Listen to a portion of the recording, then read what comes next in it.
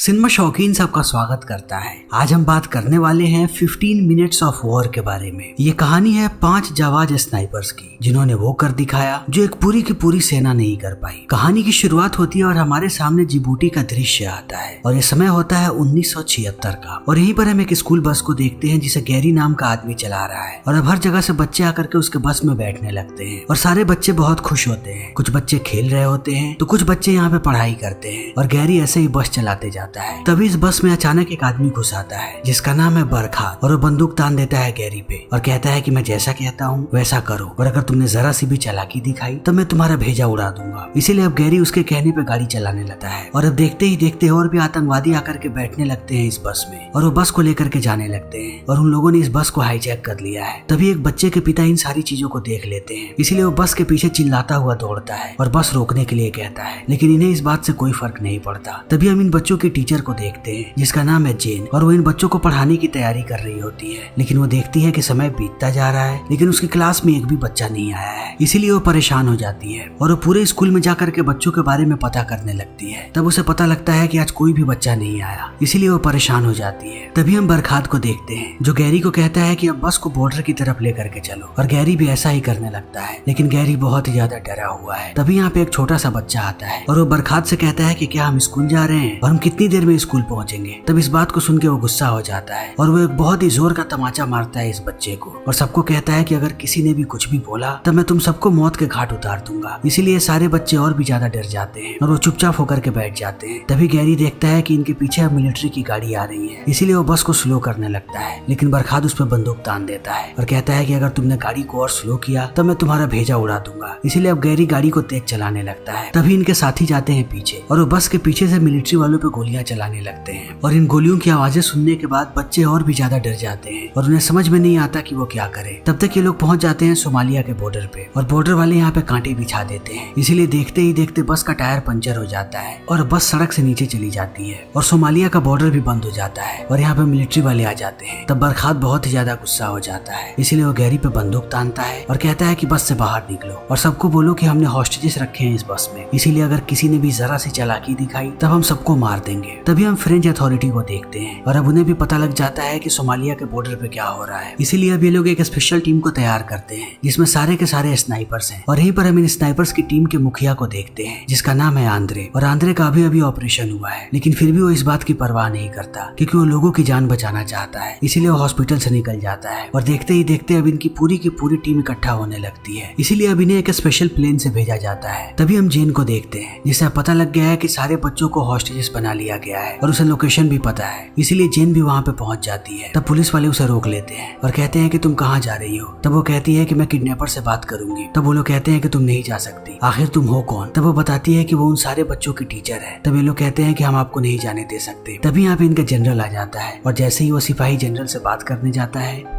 जेन इस चीज का फायदा उठाती है और वो भागने लगती है बस की तरफ। ये लोग रोकते रह जाते हैं लेकिन जेन नहीं रुकती और वो जल्दी ही पहुंचती है बस के पास। तभी बरखात बाहर आता है एक बच्चे को लेकर के और अब वो जेन के पैरों के पास गोलियां चलाने लगता है और कहता है कि तुम कौन हो। तब वो बताती है कि वो इन बच्चों की टीचर है लेकिन वो एक अमेरिकन है, वो फ्रेंच नहीं है, इसीलिए वो इनके काम आ सकती है। वो बच्चों का ध्यान रखेगी और उसके साथ साथ उन्हें संभालने में मदद करेगी, इसीलिए बरखात भी उसे बस के अंदर लेकर के चला जाता है। तब वो सारे के सारे बच्चों से बात करने लगती है और उन्हें कहती है कि अगर किसी भी चीज की इन्हें जरूरत है तो वो उनकी मदद करेगी, इसीलिए अब इन्हें परेशान होने की कोई भी जरूरत नहीं है। तब यहाँ पे जेन को पता लगता है कि ये सारे के सारे बच्चे भूखे हैं। तभी हम आंद्रे की टीम को देखते हैं जो अब जिबूटी पहुंच जाते हैं। फिर वो अपने हथियारों को निकालते हैं और बॉर्डर पे जाने के लिए तैयार हो जाते हैं और जल्दी उन्हें एक गाड़ी से पहुंचाया जाता है बॉर्डर पे। तब तक शाम हो जाती है और जेन फिर से सारे बच्चों से बात कर रही होती है। तभी वो उसी बच्चे के पास जाती है जिसे बरखात ने थप्पड़ मारा था। इस लड़के का नाम है बर्नार्ड और वो देखती है कि बर्नार्ड के चेहरे पे एक बड़ा सा घाव है और वो घाव बढ़ता ही जा रहा है, इसीलिए जेन परेशान हो जाती है और वो जाती है बरखात के पास और कहती है कि उस बच्चे को इलाज की जरूरत है, इसलिए हमें उसे वापस भेज देना चाहिए। लेकिन बरखात कहता है कि ऐसा नहीं होगा और वो जेन को यहाँ पे धमकी भी देता है। तब जेन कहती है कि कम से कम हमें दवाइयाँ मंगवा लेनी चाहिए, लेकिन बरखात इसके लिए नहीं मानता। तब जेन यहाँ से गुस्सा होकर के बस के अंदर चली जाती है। तभी यहाँ पे आंद्रे की टीम पहुंचती है। तब इस चीज को देखने के बाद मिलिट्री का जनरल समझ नहीं पाता है कि ये लोग यहाँ पे क्या कर रहे हैं, इसीलिए वो उनसे बड़ी ही बेरुखी के साथ बात करता है। तब आंद्रे बताता है कि हमें फ्रेंच अथॉरिटी ने भेजा है और हम यहाँ पे उन्हें उन्हें रेस्क्यू करने आए हैं। तब जनरल उन्हें बरगलाने लगता है, लेकिन जब जनरल यहाँ पे आंद्रे से बात करता है तब उसे पता लगता है कि वो आंद्रे के पिता को जानता है, इसीलिए वो थोड़ा शांत हो जाता है। तब ये लोग अपने सारे हथियारों को निकालने लगते हैं और आंद्रे और जनरल प्लानिंग करते हैं। तब आंद्रे कहता है कि हमारी स्नाइपर की टीम है, इसीलिए हम अपनी पोजीशन लेंगे और जैसे ही हमें मौका मिलेगा हम सबको एक झटके में मार गिराएंगे। तब जनरल कहता है कि ये चीज इतनी आसान नहीं होगी। तब आंद्रे कहता है कि हमने इन आतंकवादियों के बारे में पता किया है, ये इन सारे बच्चों को लेकर के सोमालिया के बॉर्डर के अंदर जाना चाहते हैं और अंदर जाते ही ये सारे के सारे बच्चों को मार देंगे, इसीलिए हमें 24 घंटे के अंदर सबको मार गिराना पड़ेगा, वरना हमारे हाथ में कुछ भी नहीं होगा। तभी इन्हें पता लगता है कि आतंकवादी कुछ न कुछ तो करने की प्लानिंग कर रहे हैं और इस चीज को देखने के बाद आंद्रे अपनी पूरी टीम को अलर्ट करता है और कहता है कि सबके सब अपनी अपनी पोजीशन ले लो और जैसे ही मैं कहूँ इन सबको एक झटके में मार गिराना। इसीलिए अब सब अपनी पोजीशन ले लेते हैं और आतंकवादियों की गतिविधियों को देखने लगते हैं और यहाँ पे आंद्रे अपनी हिम्मत दिखाता है और वो अंधेरे का फायदा उठाता है और धीरे धीरे पहुंच जाता है बस के पास। तभी उसे जेन की आवाज सुनाई पड़ती है और जेन कहती है कि वो बाहर जाना चाहती है क्योंकि उसे पेशाब आया है, इसीलिए वो उसे जाने देते हैं। लेकिन जेन जैसे ही नीचे आती है वो यहाँ पे आंद्रे को देख करके चिल्ला देती है। तब वो पूछते हैं कि क्या हुआ। तब वो झूठ बोलती है और कहती है कि मैंने बस यहाँ पे एक सांप देख लिया था। तभी सारे मिलिट्री वाले सारी की सारी बत्तियों को जला देते हैं और इससे आंद्रे नजर आने लगता है, इसलिए ऐन वक्त पे आंद्रे वहाँ से भागने लगता है और आतंकवादी भी उसे देख लेते हैं, इसीलिए वो भागते भागते जल्दी आ जाता है कैंप के पास। तब इस चीज को देखने के बाद आंद्रे की टीम के सारे लोग गुस्सा हो जाते हैं और वो जाते हैं जनरल के पास। तभी रास्ते में उन्हें गार्ड मिल जाता है। तब वो उससे बात करते हैं और कहते हैं कि अभी के अभी सारी की सारी बत्तियों को बुझा दो। तब वो कहता है कि ऐसा नहीं होगा और इतना कहने के बाद वो इनका मजाक बनाने लगता है। तब इनका साथी जॉर्जिया गुस्सा हो जाता है, इसीलिए वो गार्ड इन्हें एक थप्पड़ मारता है और अब वो दूसरे साथी को मारने वाला होता है। तभी जॉर्जिया उठ के खड़ा हो जाता है और वो उस गार्ड को पीटने लगता है और इनके बीच लड़ाई होने लगती है। इसी बीच आंद्रे पहुंचता है जनरल के पास और कहता है कि तुमने ये क्या किया, तुम्हें अभी के अभी बत्तियों को बंद करना चाहिए ताकि हम अपनी योजना बना सके। लेकिन जनरल कहता है कि नहीं, ऐसा नहीं होगा, ये बत्तियां रात भर ऐसे ही जलती रहेंगी। तब आंद्रे उसे समझाने की कोशिश करता है और कहता है कि तुम सबके लिए मुश्किलें बढ़ा रहे हो, तुम्हें पता भी नहीं है कि वो आतंकवादी क्या करेंगे और अगर तुम्हारे पास हमसे बेहतर कोई भी प्लान है तब तुम वो बताओ, हम शांत हो जाएंगे। लेकिन जनरल के पास यहाँ पे कोई भी प्लान नहीं होता, इसलिए वो यहाँ से चला जाता है। तभी हम जेन को देखते हैं जो बाहर सिगरेट पी रही होती है। तभी उसके पास बरखाद आता है और उससे बात करने की कोशिश करता है और कहता है कि तुम एक अच्छी और समझदार लड़की हो, तुम जैसी लड़कियों के लिए यहाँ पे कोई जगह नहीं है, तुम्हें अपने वतन वापस चले जाना चाहिए। तभी हम आंद्रे को देखते हैं जो जनरल को मनाने लगता है और कहता है कि हमें सिर्फ एक शॉट चाहिए, हम सारे लोग एक ही झटके में उन सारे के सारे आतंकवादियों को मार गिराएंगे क्योंकि वो सिर्फ 4 लोग हैं और हमारी टीम में 5 लोग हैं और सब एक एक बंदे पे निशाना लगाएंगे और पलक झपकते ही सबकी मौत हो जाएगी और हम सारे के सारे बच्चों को बचा लेंगे। इसीलिए अब जनरल भी मान जाता है। तभी इनके पास फ्रेंच अथॉरिटी से कॉल आता है और वो इन्हें कहते हैं कि हमें आतंकवादियों से बात करनी है और जब तक हम उनसे बात ना कर लें और हमें नेगोशिएशन के बारे में पता ना चल जाए तब तक तुम लोग कुछ भी नहीं करोगे। इसीलिए अब इस बात को सुनने के बाद आंद्रे भी शांत हो जाता है, लेकिन वो अपने आप को ज्यादा देर तक शांत नहीं रख पाता। जैसे ही सुबह होती है वो अपनी टीम को कहता है कि अब हमें आगे बढ़ना है और हमें अपने प्लान पे ही रहना है, चाहे वहाँ से कुछ भी अथॉरिटी कहे। अगर हमें लगेगा कि वो बच्चों को चोट पहुंचाएंगे तब हम उन्हें एक ही झटके में मार गिराएंगे। इसीलिए अब आंद्रे की टीम अपनी पोजीशन ले लेती है और ये लोग आतंकवादियों के हर एक गतिविधियों को देखने लगते हैं। तभी मिलिट्री वाले खाना लेकर के जाते हैं बच्चों के लिए और एक बंदा अंदर जाता है और सबको खाना देता है। तब वो बरखाद से नेगोशिएट करने की कोशिश करता है। तब बरखाद अचानक से गुस्सा हो जाता है क्योंकि एक बच्ची चली जाती है एक सिपाही के पीछे और कहती है कि उसे यहाँ से जाना है। इसीलिए अब सारे के सारे बच्चे चिल्लाने लगते हैं और बरखाद अपना होश होने लगता है। तब जेन सारे बच्चों को शांत होने के लिए कहती है, लेकिन बरखाद नहीं मानता और वो इस सिपाही को गोली मार देता है। और इस चीज को देखने के बाद अब सारे के सारे लोग चौंक जाते हैं और आंद्रे की टीम भी, और वो समझ नहीं पाते हैं कि वो क्या करें। इसीलिए वो कैसे भी अपने आप को रोक लेते हैं। लेकिन अब जेन बहुत ही ज्यादा परेशान है, इसीलिए वो जाती है बरखाद के पास और कहती है कि बर्नार्ड की हालत बहुत ही ज्यादा खराब हो रही है, इसीलिए हमें उसे वापस भेज देना चाहिए और अगर हम उसे वापस नहीं भेज रहे हैं तब हमें मेडिकल टीम को यहाँ पे बुलाना चाहिए। तब इस बात को सुनने के बाद बरखाद हंसने लगता है और कहता है कि ऐसा कभी भी नहीं होगा, जो जहाँ पे है वो वहीं पे रहेगा। इसीलिए जेन और भी ज्यादा परेशान होने लगती है। तभी आंद्रे आता है कैंप में वापस और वो जनरल से बात करता है और कहता है कि तुम्हारे एक साथी को उन लोगों ने मार दिया, तुम लोग अभी भी कुछ नहीं करोगे? अगर तुम चाहते तो हम लोग उन्हें मार गिरा सकते थे, हमारे पास बिल्कुल भी ज्यादा वक्त नहीं है। अगले 2 से 3 घंटे के बाद वो लोग बॉर्डर को पार कर जाएंगे, फिर वो देखते ही देखते सारे के सारे बच्चों को मार देंगे। लेकिन अब जनरल इन बातों का कोई भी जवाब नहीं देता और वो इन्हें भी आगाह करने लगता है और कहता है कि तुम अपनी भी टीम को वापस बुला लो क्योंकि हमारे पास अनुमति नहीं है गोली चलाने की। तभी ये लोग देखते हैं कि यहाँ पे जेन आ चुकी है और बर्नार्ड भी उसके साथ है और हमें पता लगता है कि आतंकवादियों ने उन्हें छोड़ दिया है कि वो बर्नार्ड का इलाज करवा सके। इसीलिए जेन यहाँ पे बैठ जाती है और बर्नार्ड का इलाज होने लगता है। तब आंद्रे बात करता है जेन से और कहता है कि उनकी क्या प्लानिंग है। तब वो बताती है कि ये लोग सिर्फ सोमालिया बॉर्डर के अंदर जाना चाहते हैं और अगर एक बार ये लोग अंदर चले गए तब इनका कोई भरोसा नहीं कि ये किसके साथ क्या करेंगे। इसलिए आंद्रे अब पूरी की पूरी प्लानिंग बताता है जेन को और कहता है कि तुम बस चौकन्ना रहना, हम जल्दी उन पे हमला करने वाले हैं। इसीलिए अब जेन वापस चली जाती है बच्चों के पास और वो बस के अंदर होती है और आंद्रे अपनी टीम को लेकर के पोजीशन ले लेता है और अब सारे के सारे आतंकवादी इनके निशाने पे होते हैं। लेकिन अब सारे के सारे आतंकवादी इंतजार कर रहे हैं बस का, क्योंकि सोमालिया से एक बस आने वाला है। फिर ये सबको बस में भरेंगे और बॉर्डर के अंदर चले जाएंगे। लेकिन अब ये सारे के सारे निशाने पे है आंद्रे की टीम की, इसीलिए वो सब अनुमति मांगते हैं आंद्रे से कि वो गोली चला दे। तब आंद्रे उन्हें समझाता है और कहता है कि ये बॉर्डर है और अगर हमने यहाँ पे एक भी अधिक गोली चलाई तब दोनों देशों के बीच में युद्ध हो सकता है, इसीलिए हमें सोच समझ के गोली चलानी पड़ेगी। इसीलिए हम थोड़ा और इंतजार करेंगे। अगर हम हालात पे काबू पा सके तो ठीक है, लेकिन अगर हमारे पास कोई भी मौका नहीं हुआ और हमारा आखिरी ऑप्शन इन्हें मारना हुआ तब हम इससे भी पीछे नहीं हटेंगे। इसीलिए अब ये सारे लोग इंतजार करने लगते हैं। तभी ये लोग देखते हैं कि बॉर्डर की तरफ से एक बस इधर ही आ रही है। इसीलिए ये लोग समझ जाते हैं कि अब हालात बद से बदतर होने वाले हैं। फिर आंद्रे सबको निशाना लगाने के लिए कहता है और अब सारे के सारे आतंकवादी इनके निशाने पे होते हैं। इसीलिए आंद्रे जैसे ही इशारा करता है ये लोग एक ही झटके में सारे के सारे आतंकवादियों को मार देते हैं। लेकिन इनके साथी बॉर्डर पे हैं जो इस चीज को देख करके चौंक जाते हैं और वो समझ नहीं पाते हैं कि ये गोली कहाँ से चली। तभी जेन सारे के सारे बच्चों को संभालने लगती है और कहती है कि अब हम जल्दी ही यहाँ से बाहर निकलेंगे। लेकिन अब आतंकवादियों के साथी ने इनको देख लिया है और उन्हें पता लग जाता है कि आंद्रे की टीम कहाँ पे है। इसीलिए वो सब पे अंधाधुंध गोलियां चलाने लगते हैं और देखते ही देखते यहाँ पे युद्ध की शुरुआत हो जाती है और इनके बीच ऐसे ही गोलियां चलती रहती है। ये लोग एक गोलियां चलाते हैं तब वो 10 गोलियां चलाते हैं और अब इनके भी साथी घायल होने लगते हैं। लेकिन इन स्नाइपर्स का निशाना बहुत ही तगड़ा है, इसीलिए जिसे भी मारते हैं उसे एक बार में ढेर कर देते हैं और धीरे धीरे ये दुश्मनों की तादाद को कम करने लगते हैं। तब कुछ स्नाइपर्स जाने लगते हैं बस की तरफ ताकि वो बच्चों को बाहर निकाल सके। इसीलिए वो धीरे धीरे बस के पास पहुंच जाते हैं और वहां से दुश्मनों पे हमला करने लगते हैं और ये लड़ाई ऐसे ही चलती जाती है। लेकिन थोड़ी देर के बाद दुश्मनों को एहसास होता है कि उनके बहुत सारे लोग मारे गए हैं, इसीलिए वो वापस भागने लगते हैं। तब तक आंद्रे भी आ जाता है बस के पास और वो सारे बच्चों को निकालने लगता है और इन्हें लगता है कि इन लोगों ने सारे के सारे बच्चों की जान बचा ली है। तभी ये लोग एक छोटी सी बच्ची को देखते हैं जिसे गोली लगी थी और अब उसकी मौत हो चुकी है। इसीलिए इस चीज को देखने के बाद अब सारे के सारे लोग टूट जाते हैं और सब वापस जाने लगते हैं। तब जनरल बहुत खुश होता है और वो सबको कहता है कि हमने इस मिशन को पूरा किया। तब इस बात को सुनने के बाद आंद्रे गुस्सा हो जाता है और कहता है कि तुम्हें शर्म नहीं आती, इस मिशन में अपना नाम जोड़ते हुए तुम यहाँ पे हाथ धर के बैठे हुए थे और तुमने कुछ भी नहीं किया। अगर तुमने पहले हिम्मत दिखाई होती तो बच्ची अभी भी जिंदा होती।